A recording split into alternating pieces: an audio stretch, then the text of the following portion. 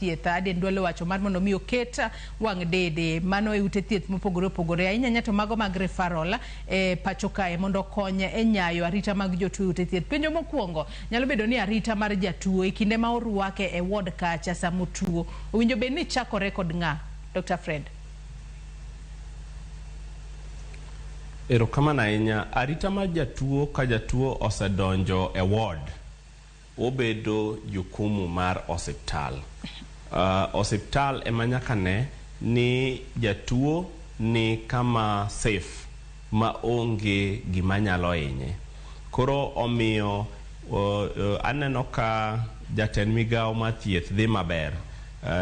Kochiwo chike lanen gima ber. Kibiro osiptende ma Kisumu kata Jaramogi gini waseketo wang' lech kuondgo ma mago konyo wa ng'iyo nikech kamoro nyayudo ka jatuo ogemi entiere ward kanyo to nitie jomoko ma ni kod paro mopogore. Apani kata pinye mako neno ka jomoko dhi malidho madhi machuo kata kwiri e yath mar jatuo.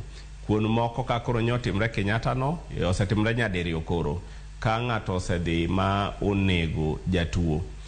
Momiyo ber ahinya mondo mi waket wang' jowigi mondo siemnwa ni mae e ng'ama notingo machalo kama. Koro en jukumu mar osiptal mar neno ni jatuo kanie ward en safe ma onge kibaji manyalo goye ni gimoro marach nyatimrene. Momiyo neno kata sani nyochiw chik ni kata joma dhi neno jotuo go idhi mana yie dhano ariyo kende ema dhi nenogi mondo mi kik bedi ni ng'ato dhano donjo mokinge kata ni ng'ano mano onene ma ok ding'e ni kata ka gimoro hinye tikia ni ng'ano madibed ni no hinye.